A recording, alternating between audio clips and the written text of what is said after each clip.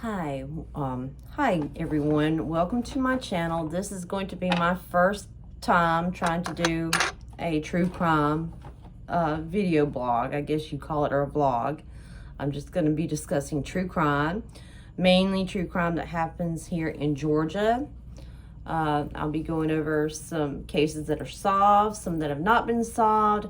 Do want to focus strongly on the unsolved cases, keep a spotlight on them, because every day that they go unsolved, that's a family that's not getting closure. That's a family that doesn't have someone being held accountable for what happened to their family member or members. I'm going to actually start my video today. We're going to start off talking about the Woolfolk murder case. This is a case that happened in Bibb County, Georgia in 1887. It was an axe murder. And of course, this is before the Villisca, Iowa axe murders. It's a family of 9 that were killed in their home.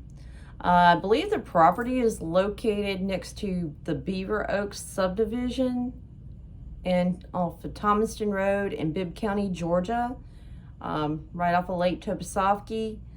But I'm not sure. I know that they found remnants of this house, and they found the well, and they found the chimney.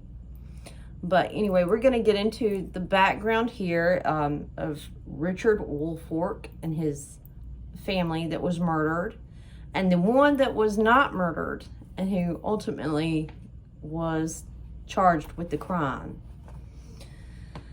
So we're going to get into Thomas Woolfolk, who was the survivor of this crime, who was born on June 18th, 1860 to Susan Moore and Richard Woolfolk.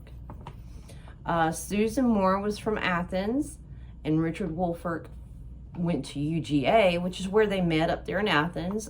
They got married the year that he graduated, and that was in 1854. So he went to the University of Georgia, graduated in 1854, married Susan, and then they had children. Tom was the only son of that marriage. He was the 3rd child, but the only son to be produced from that marriage. Shortly after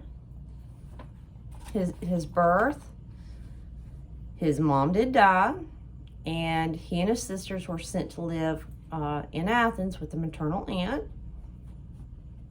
Tom's father remarried a Maddie Howard, and they, of course, lived on the big house in Bibb County. Now, Thomas was described as kind of a quarrelsome. He liked to fight. He was kind of mean. He was married very briefly to a Georgia Bird, but the marriage only lasted 3 weeks. She got a divorce. She just said he was too mean. And she actually, I think, said he was something to the meanest man she ever had to deal with. Now, Thomas did not like his new stepmother, and of course, while they were in Athens with their maternal aunt, you know, when his father remarried Maddie Howard, they had 6 children from that marriage. And he did not like his new half-siblings. He thought they stood in the way of him inheriting what his father had, or his father's properties.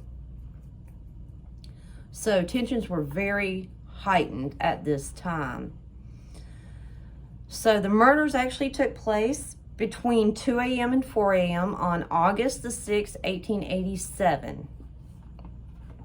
The entire Woolfolk family were brutally murdered with an axe. Richard was 54 at the time. Maddie was 41. Their 6 children. Richard Jr. was 20 at the time. Pearl was 17. Annie was 10. Rosebud was 7. Charlie was 5. And the baby, Maddie, was 18 months old. There was also Maddie's aunt was staying with them, Maddie Howard's aunt, who was Mrs. Temperance West. She was 84 at the time.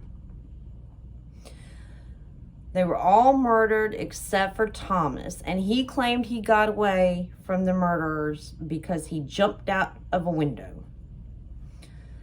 He ran to get help before the sun came up, and instead of waiting for help to come back with him, he went back to the farmhouse. He claims he got there, he went through all the rooms to make sure that, confirm that everybody was dead.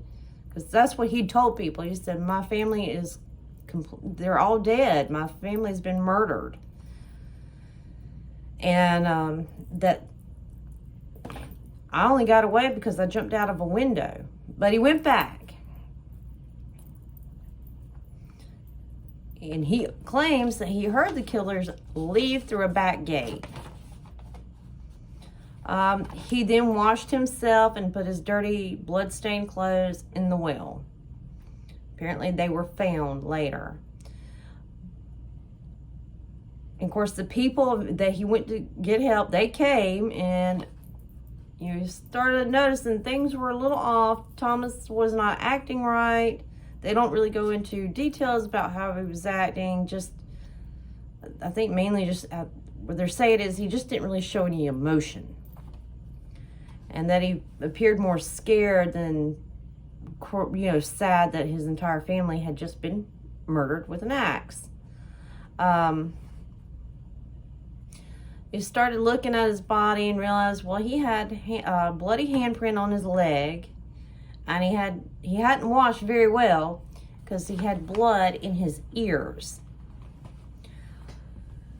So they ended up arresting him because the people that had showed up wanted to hang him right then and there. They didn't want him to go to trial.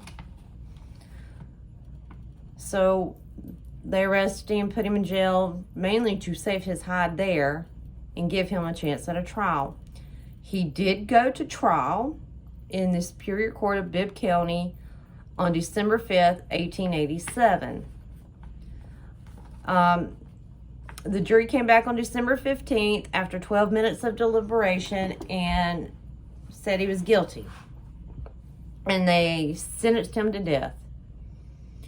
However, on February 11th, 1889, the Supreme Court of Georgia granted him a new trial due to some of the evidence that was presented in trial being inadmissible, and yet it was still used. And there were also people yelling out, hang him, hang him. And nobody in the courtroom shut that down. So they granted him a new trial and a change of venue. The change of venue was Houston County, Georgia. So he was tried in the Superior Court of Houston County, Georgia, which is located in Perry. And the new trial began on June 3rd, 1889. On June 24th, the jury came back. I think they deliberated 45 minutes, and they convicted him of murder. Now, they only tried him for the murder of his father. They didn't charge him for the murder of the entire family, but they only charged him for the murder of his father. But the jury still came back. He's guilty, and they sentenced him to death. This time, the Georgia Supreme Court upheld the conviction and the sentencing, and the sentence was actually carried out on October 29th, 1890 in Perry. And this was a public execution, so a crowd of over 10,000 people showed up to watch this man die for his crime, or his crimes, I should say. There's a place to do public hangings, and I believe it was located over there where Big Indian Creek and Berry Branch. I'm not sure that's where it happened, where they were located, but I think that's where they used to do them when they'd have these public hangings in Perry or in Houston County. But anyway, before his death, he still proclaimed his innocence and said he didn't do it, and the crowd was kind of a little upset with him, like, this is the time you need to confess what you did right before you die. But he did not do it. and he was hanged on October 29th, 1890. His family is actually buried, the family that was murdered. They are buried in Rose Hill Cemetery in Macon, Georgia. And we have some famous people buried there. Most recently, Greg Allman was buried there. It is a big cemetery in Macon. You can see it from the interstate when you're going through on I-75.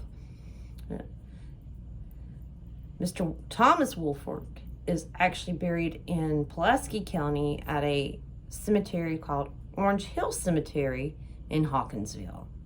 Now, I know Orange Hill Cemetery because I have a lot of relatives buried there. So next time I go to put some flowers on their graves, I will have to stop by Mr. Thomas Woolfolk's grave and look at his tombstone. They say it's vandalized, it's pretty badly defaced, so apparently this guy has not been popular in death either. So this wraps up the Bibb County axe murders, the Woolfolk tragedy, the Woolfolk murders, and their name is spelled like Woolfolk, but it's pronounced Woolfolk. So this is just one of those interesting crimes that happened in Macon a long time ago. Again, axe murders, that's pretty rough to be able to do that to your entire family. Go an 18-month-old being the youngest. But anyway, so these are sort of the stories that the crimes that I'll be going over. I will be discussing the Drummond's up in Edenton, Georgia. I do want to touch base on the 1989 double murder at McDonald's in Macon. That one's still unsolved. I mean, it's been over 30 years. These families need closure. I'll be discussing the Samuel Paz case, just talk about the weird, bizarre motives that were going on there. But this will be my true crime video. I'll try to do one a week, maybe more, if I get the time.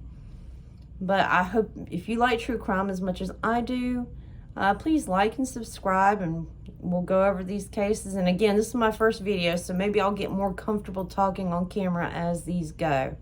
I hope you all have a wonderful Friday. I hope you all have a wonderful weekend, and thank you.